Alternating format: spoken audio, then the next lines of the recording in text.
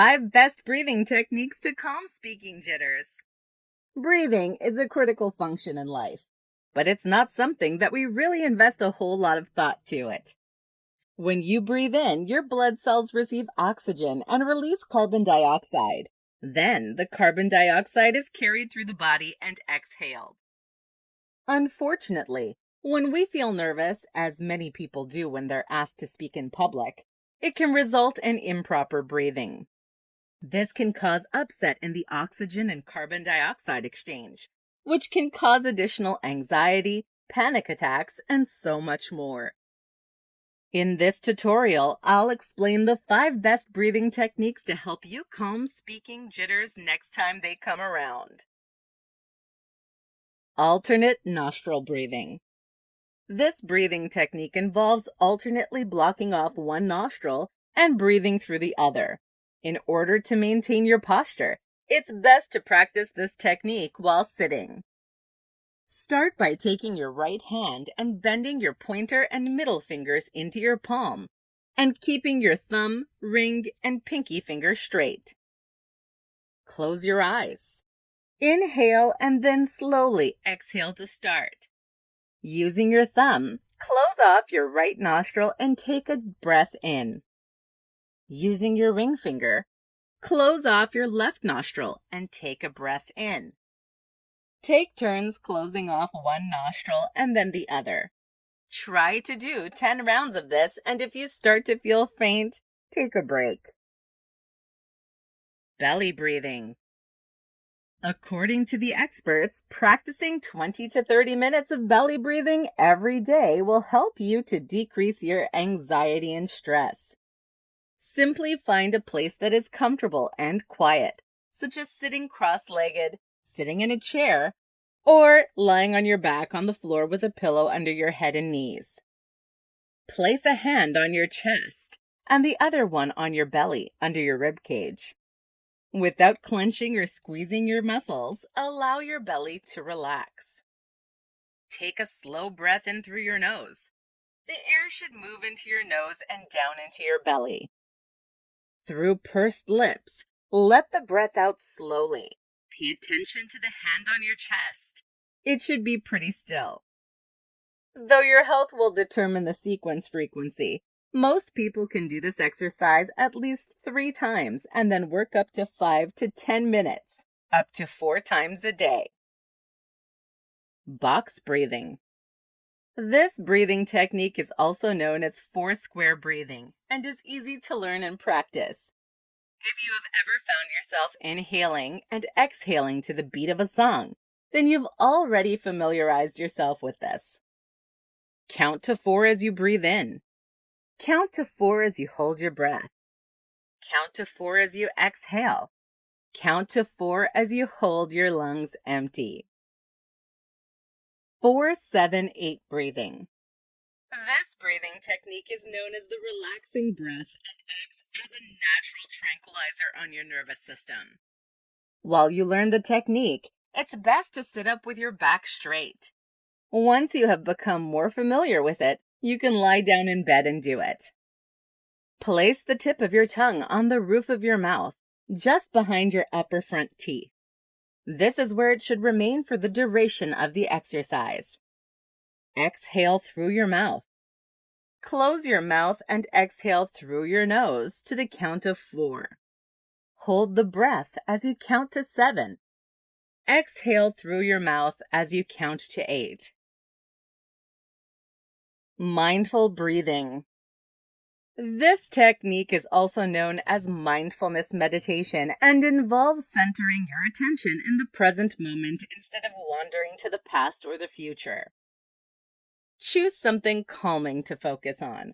This can be a sound, positive word or phrase, or anything else that calms you. Then, let go and allow yourself to relax. If your mind starts to drift, take a breath and bring your attention back to the present. Conclusion. According to statistics, 75% of adults are fearful when it comes to public speaking. If you're one of those who gets nervous, try these 5 best breathing techniques to calm your speaking jitters. 5 secrets for sounding confident. If thinking about standing in front of an audience for a presentation causes you to feel butterflies or break out into a cold sweat, you should know that you're not alone. It's believed that around 75% of adults are affected by a fear of public speaking. But rethinking the way you think about stress can have a positive impact on your physical and mental performance. While it's true that it's easier to surrender to your fears, you'll be better off if you learn to face them. For some, it only requires a little bit of effort to get past their fears, but others require more effort and may even need some tips and tools to get through the process. In this presentation, I will provide you with the 5 secrets for ensuring you sound confident during your next presentation. Use humor. Typically, a joke to start things off will get the presentation moving in the right direction because it will help you relax and lighten the mood of the room. Laughter somehow creates a bond, particularly if you're able to get the audience to join you in laughing at yourself. Laughing at yourself is a way to humble yourself, and when others join you, it creates trust. Plus, laughter shows your audience that you're really not all that different from them.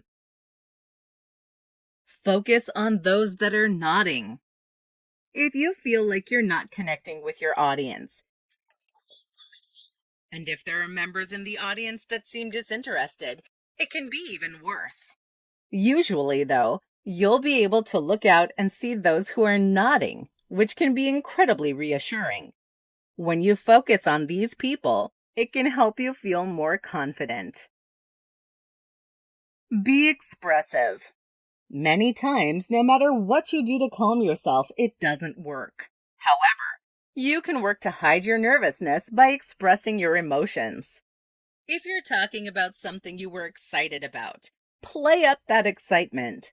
On the other hand, if there was something that was incredibly disappointing, play up that disappointment. You may find that it's easier to hide your nervousness by using other emotions than it is to suppress it. Practice makes perfect. Many people assume that public speaking is one of those skills that you either have or you don't. Others believe that it's something that can be built up through practice. Go around to some of the civic clubs in your local area and offer to speak for free. Set up a video camera in the back to record yourself. Then afterwards, review the recording and see what you can do to improve in the future. The more you speak, the better you'll get, which means your confidence will begin to improve. Be prepared for mistakes. Even the professionals who have been speaking for many years make mistakes from time to time. These mistakes are nothing to be embarrassed about. In fact, they make you more relatable. Mistakes make people see that you're not that different from them. If you are uncomfortable with your mistakes, the audience will be uncomfortable as well. However, if you learn to use those mistakes to laugh at yourself, as mentioned in tip number 1 above, it can help everyone be more at ease.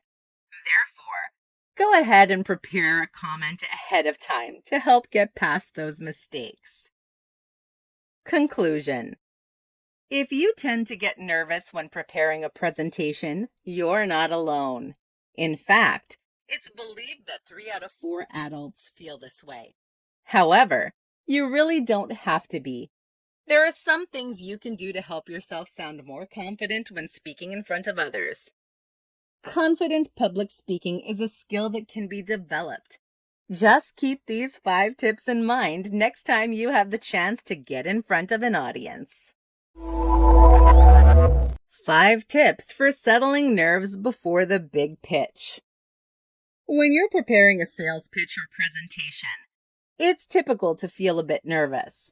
In fact, 75% of adults, that's 3 out of 4, have reported struggling with glossophobia, which is a fear of public speaking. Therefore, you shouldn't feel that you're alone in your struggles. But if it's more than just butterflies, you need to add some new techniques to your arsenal to help you prepare yourself. In this presentation, we'll provide you with 5 tips to help settle your nerves before the big pitch. Know the material.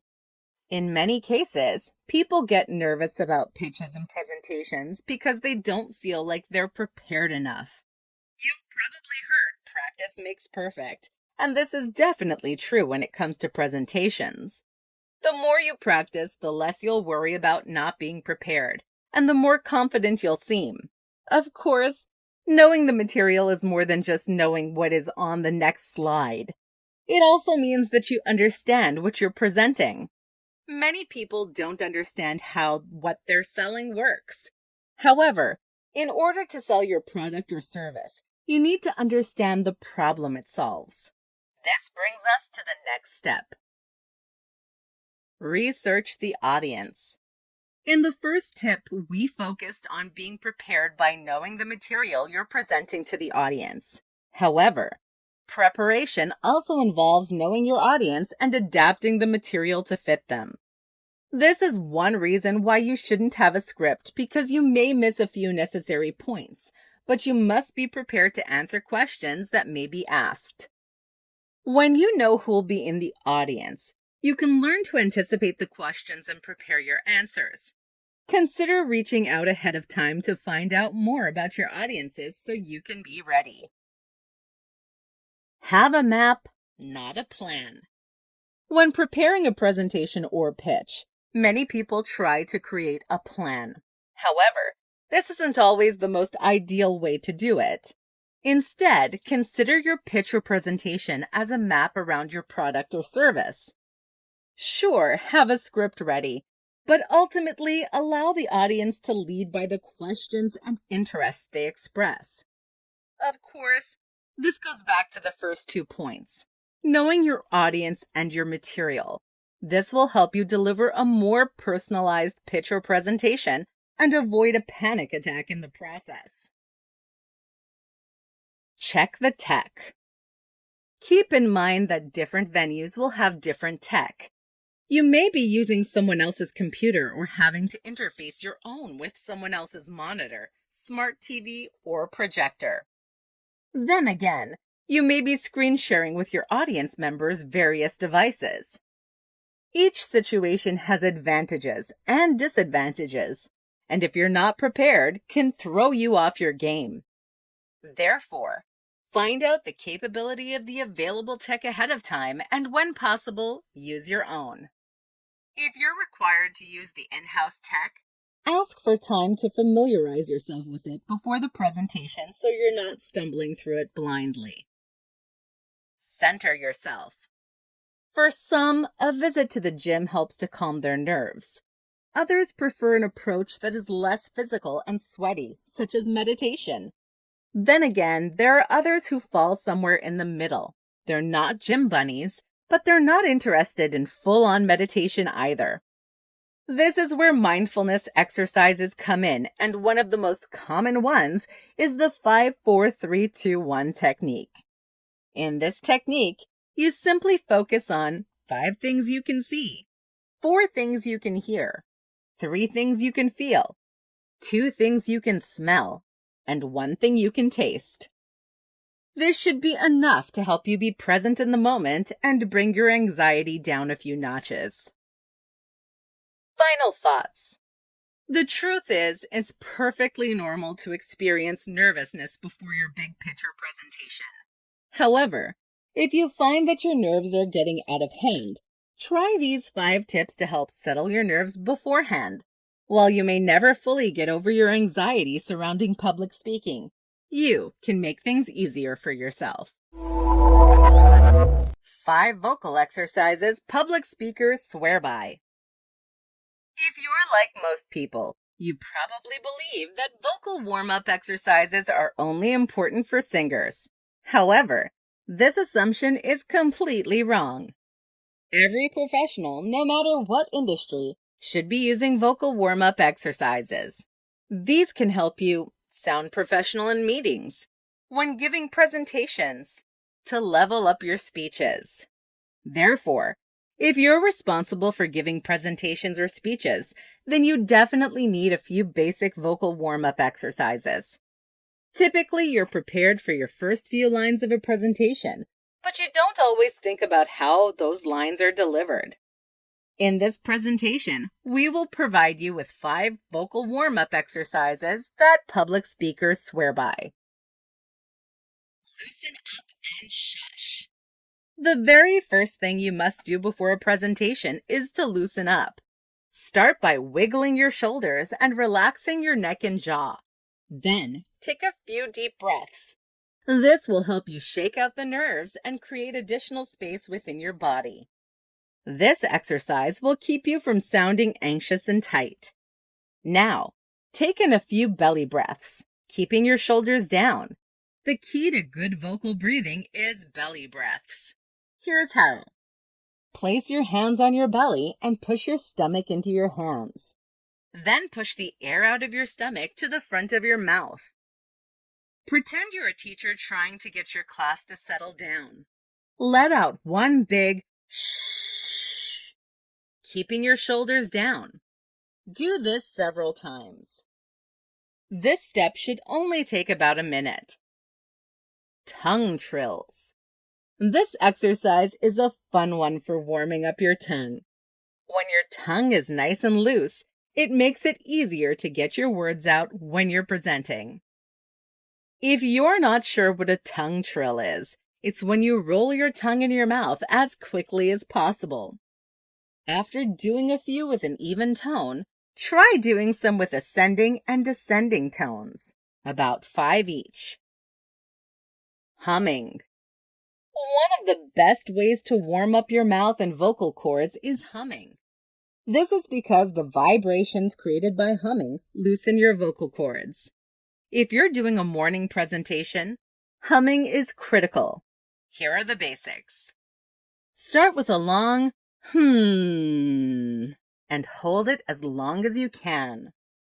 Loosen your mouth, lips, and hum without your lips pressed together. Your jaw and cheeks should be loose as well. Now, hum ascending and descending tones. This should be done 5 times each. Chanting. Does the term chant make you a bit nervous?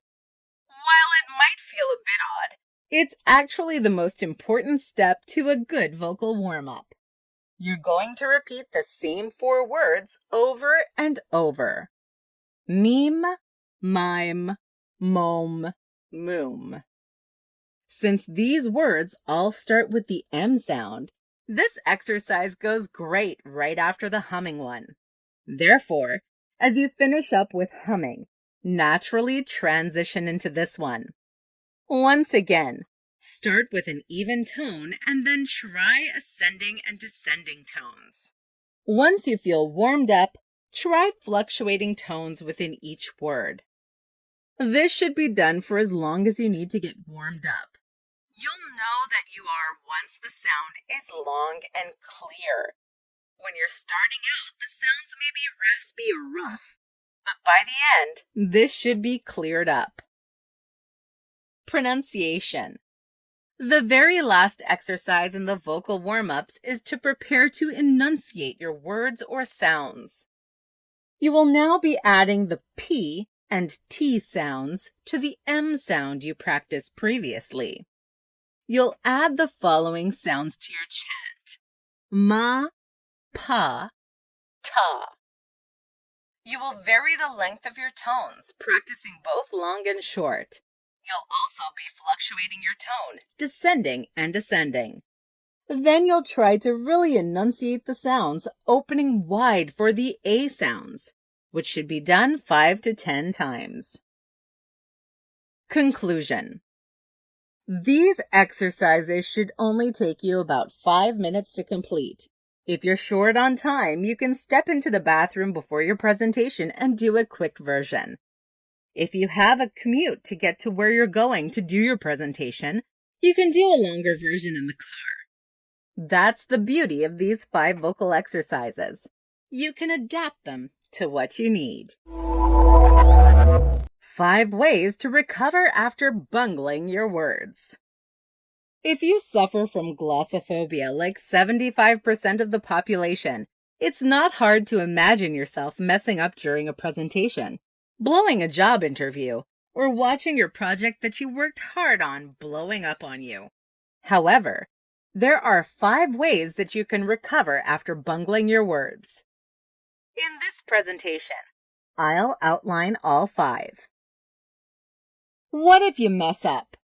For most of us, anticipating failure can cause our pulse to quicken and make us get sick to our stomach. It can cause us to get stressed, anxious, and angry, and make us feel shame and regret. Ultimately, it can cause us to give up on pursuing the lives we want. Consider this. Some people want a career boost more than anything. They want to be challenged. They want that big promotion. Some even want to start their own business, but they're afraid of failure. So they hold back and don't work on the things they need to in order to succeed. Either they don't give 100% effort, or they're so afraid they don't even bother trying at all. Many times when we're embarrassed over our failures, we focus on the details and may even beat ourselves up over the results. However, this is a bad thing because it keeps us from healing and moving on. Instead, we should be reframing our concept of failure.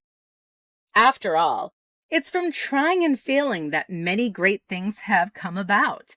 For example, Alexander Graham Bell tried several times before he was able to successfully invent the telephone. Ferdinand Zeppelin tried several times before he achieved flight. Instead of getting upset, use your failures as a learning opportunity by following these 5 steps. Don't judge yourself. Instruct your inner critic to sit down and be quiet. After all, it happened and there's nothing you can do to change it. We don't have a time machine or a memory eraser where we can make it all go away. Learn to forgive yourself and others when you bungle your words instead of allowing shame and resentment to take hold. Direct your focus now to the present moment and also look forward to the future. Take it as a chance to learn and improve. Consider why it happened. Take some time to consider some potential unbiased reasons why it happened. This will help you create your future approaches. If possible, figure out what caused you to bungle your words. If you're not sure, ask someone what they believe may have caused it to happen. You can use that feedback to get a better handle on your presentations in the future. Be comfortable with being uncomfortable. This may sound crazy, but when you're afraid of failure, you may freeze up. However, the truth is that change doesn't typically happen within the confines of our own comfort zone. So instead of avoiding public speaking in the future, take another public speaking engagement. Keep trying. Prepare yourself better in the future. Keep in mind you have a lot of options when it comes to what you can do. Just don't sit and allow yourself to be paralyzed. It was one mistake. It's something we all do at one point or another. Slow and steady wins the race. As much as you may wish it to be so, not everyone in the world wakes up a perfect public speaker. We all make mistakes and bungle our words. You're going to have some ups and downs along your way as you develop your skills as a public speaker.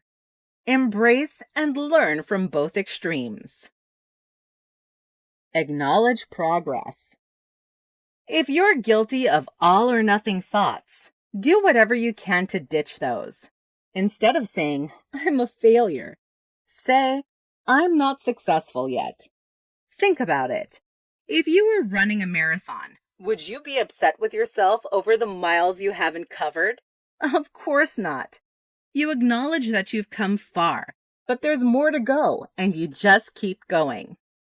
Before you know it, you'll be crossing that finish line. Final words. If you are giving a speech or presentation and you bungle your words, So what? It's likely to happen to the best of us.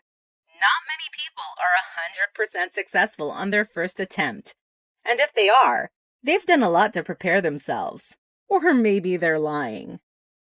Next time you bungle your words and feel like a failure, keep these 5 tips in mind to help you recover.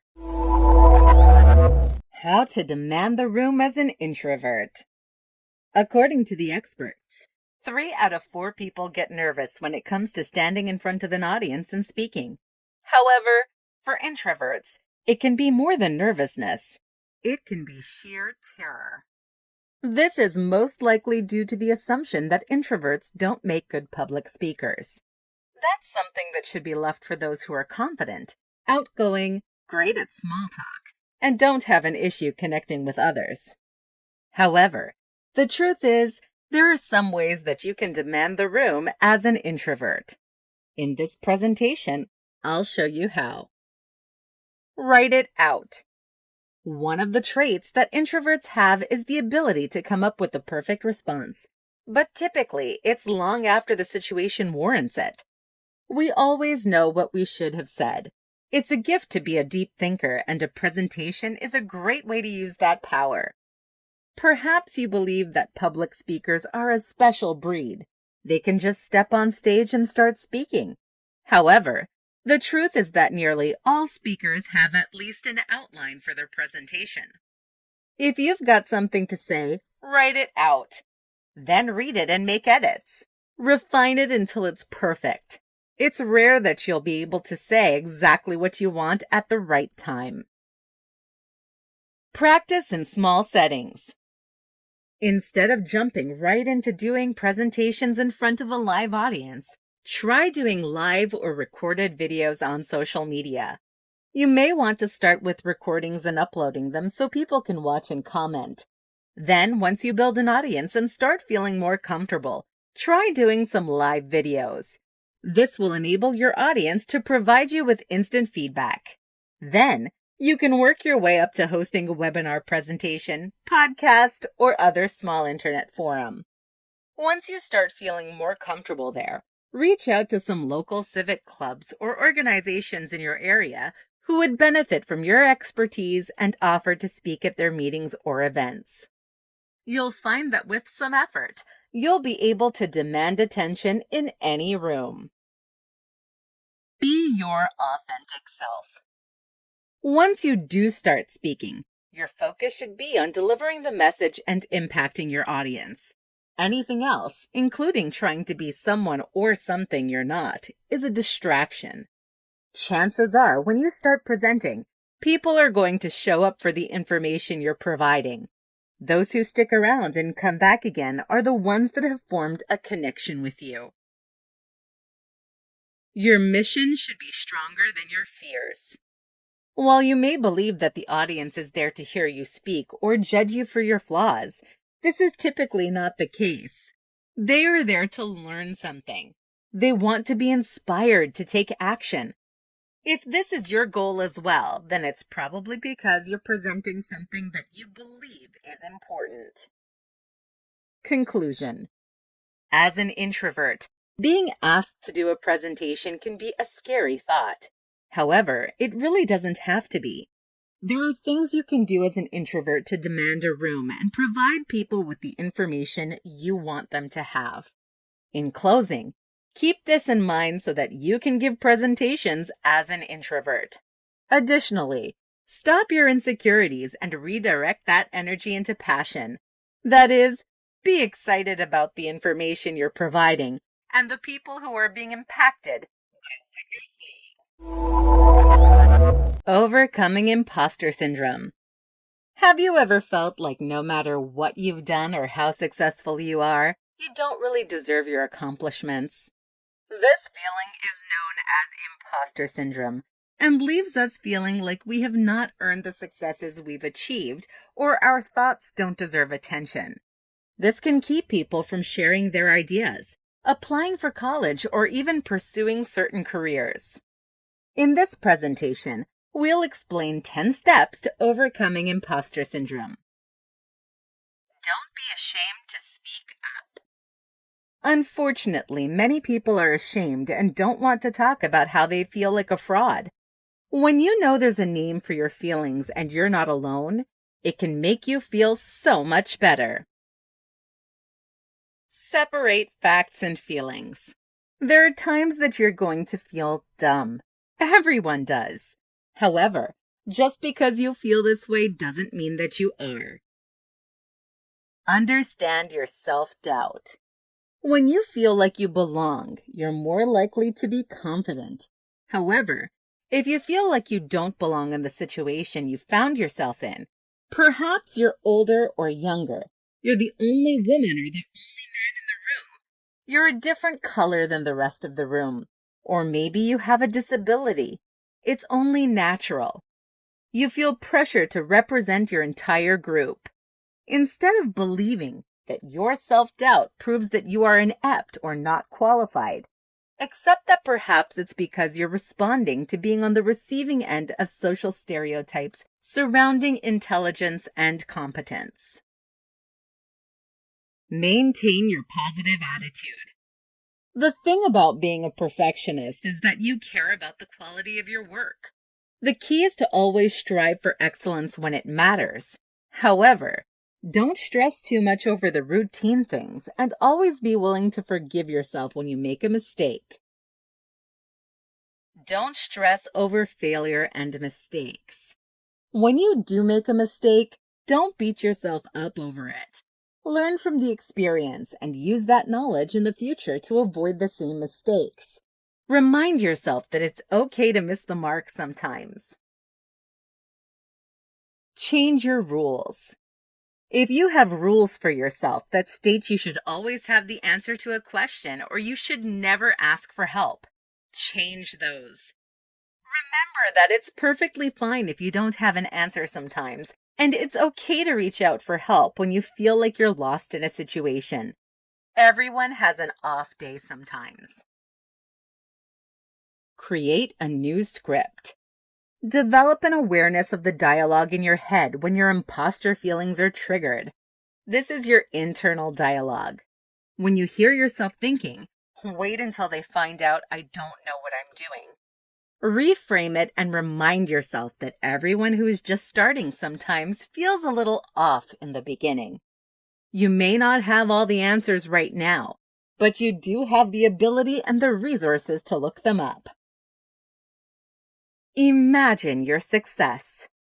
Before you go into a situation, take some time imagining yourself giving a successful presentation or asking a question in class. This is so much better than scaring yourself with imagining the worst case scenario like many people do. Try rewarding yourself. Instead of seeking validation and then dismissing that validation from others, learn to pat yourself on the back once in a while. You'll feel so much better about your accomplishments and successes. Fake it until you make it.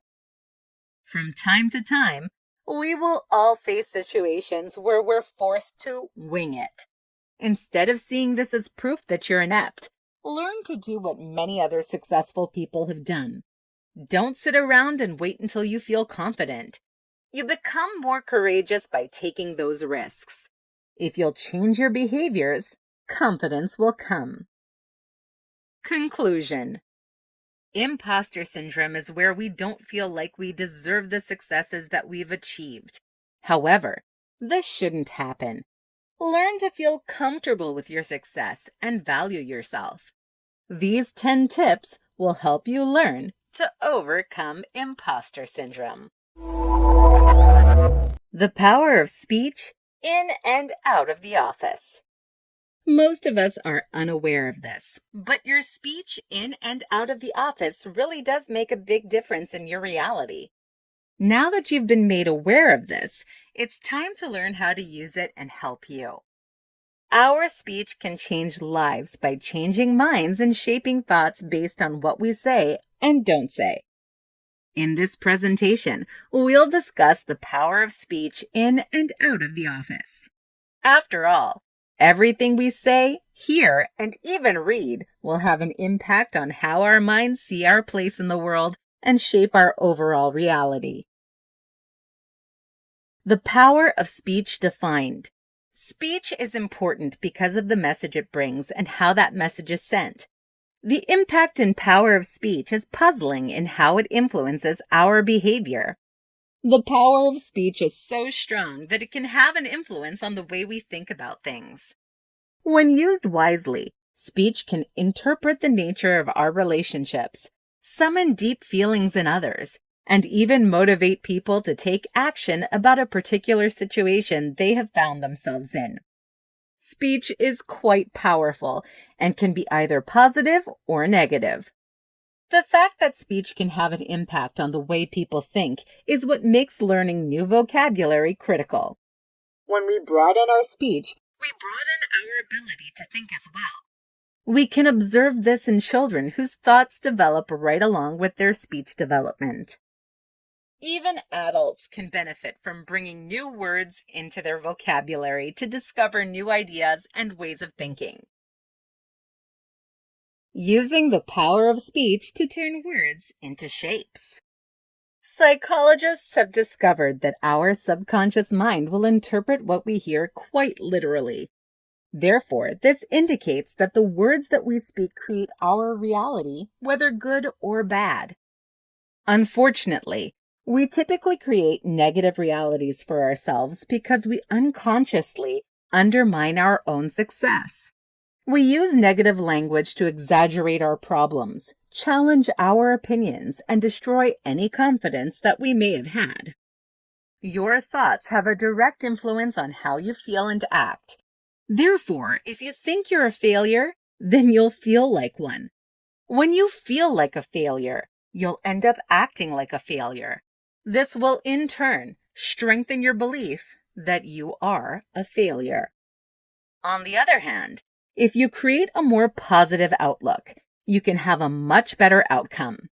This does not mean that positive thoughts are magic, but positive thoughts result in behavior that is productive. This will, in turn, increase your chances of being successful. To increase your self-confidence, you need to make changes to the way you speak to yourself and others. Use positive language.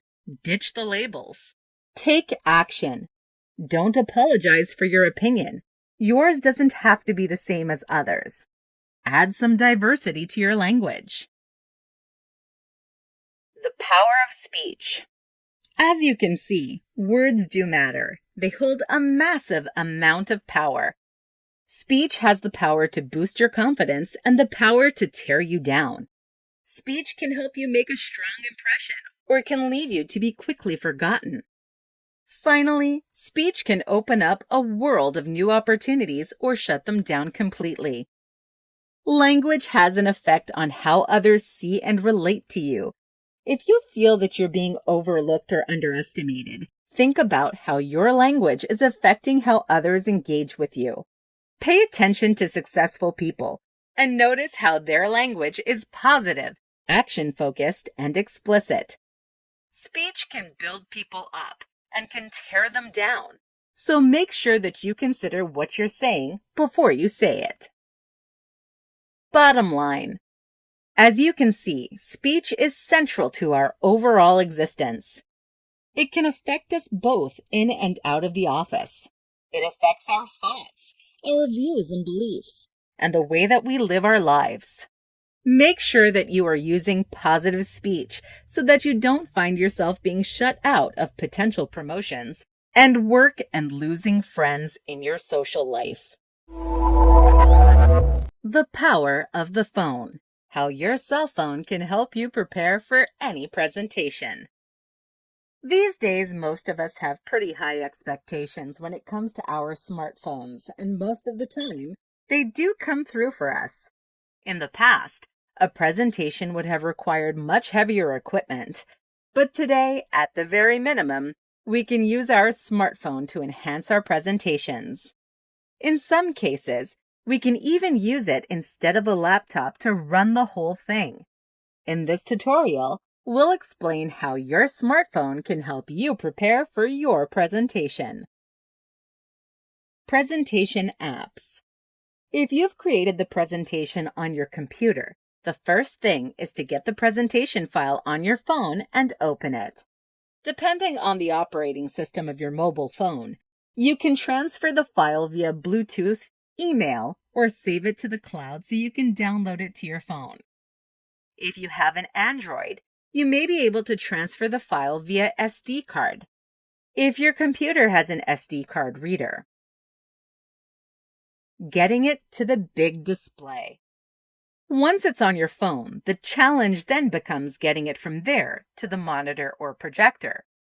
Many of the higher-end phones have an HDMI out port that allows you to connect the device to the monitor or projector with an HDMI cord.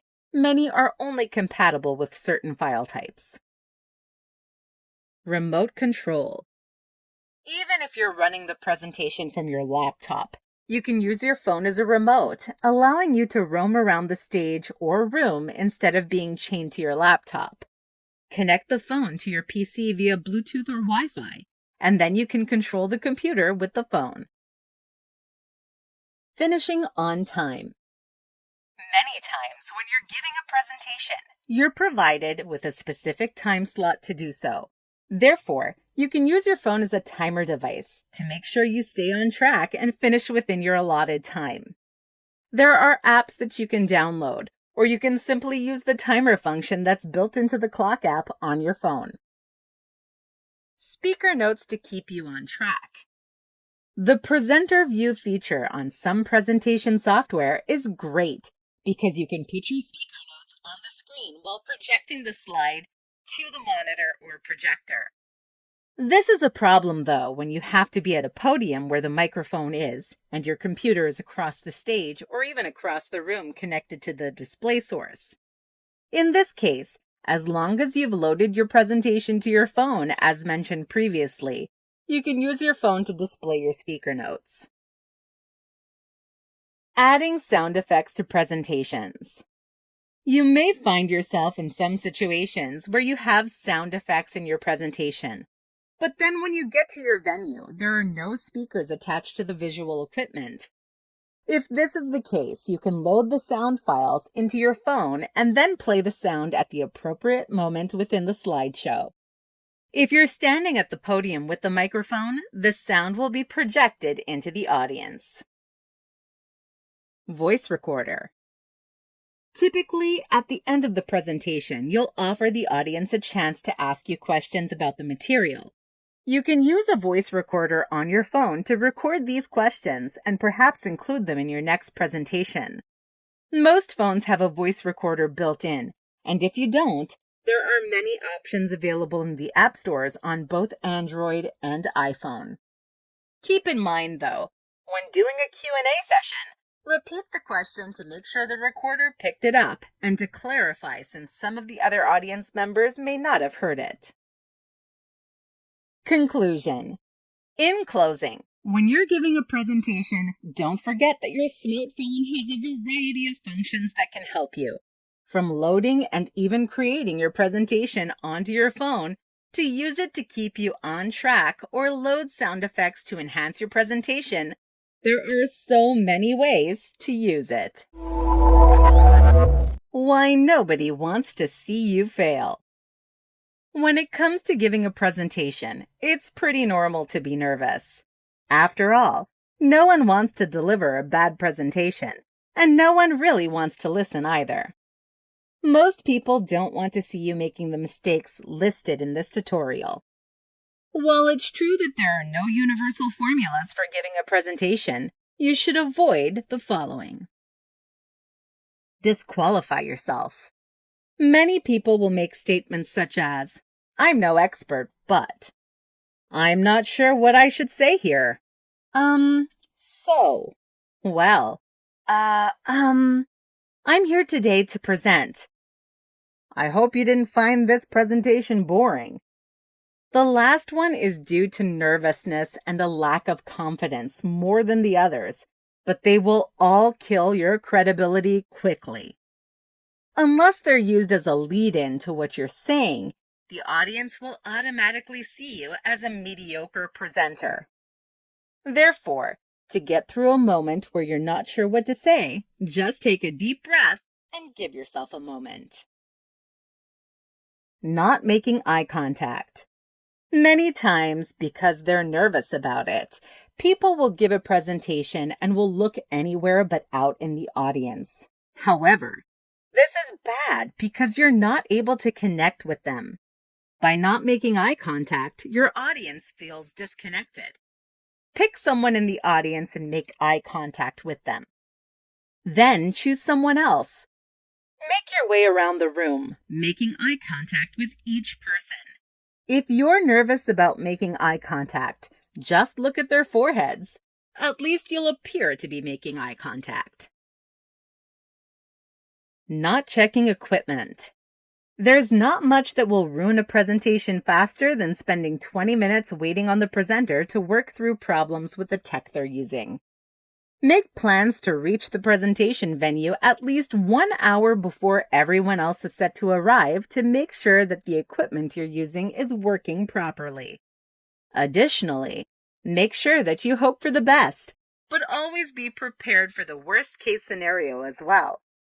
Always have a backup plan prepared.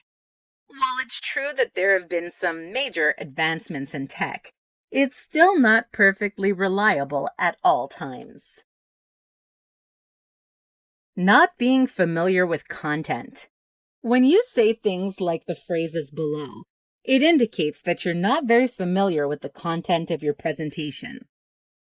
I kind of know what I'm talking about. I got the gist of it. I'll just wing it. If you feel this way, you don't know your content, which means that the audience will see you as disorganized, unprofessional, and sloppy. When you're giving a presentation, you should know the content so well that you could easily teach someone else about it. In addition, you should be prepared to answer questions from your audience members. Alienate audience. Sometimes a speaker will make a comment that they appreciate everyone's attendance, but then comment that the content will not be beneficial to a certain demographic. This is a terrible thing to do. They're most likely there because they believe they will benefit from the presentation you're offering. Let them decide what they feel like would be beneficial. Ramble or ignore time. There are times when a speaker will become so engrossed in their message that they'll go off on a tangent and go over their allotted time. This is very disrespectful for other events or speakers, as well as the audience and their time. Of course, there are times when the audience is also engrossed and wants to hear the end of the story. The best way to avoid going over your time is to set a timer on your phone and have it set to let you know when you've got 5 minutes left, 3 minutes left, and 1 minute left. You can also practice your presentation with a timer and refine where necessary until it fits within the allotted time and also provides the info you need. Final thoughts. In conclusion, most people really don't want to see you fail because they don't really want to sit through a bad presentation. The things listed here are surefire ways to deliver a bad presentation. If you can avoid these, you will be successful with giving a good presentation.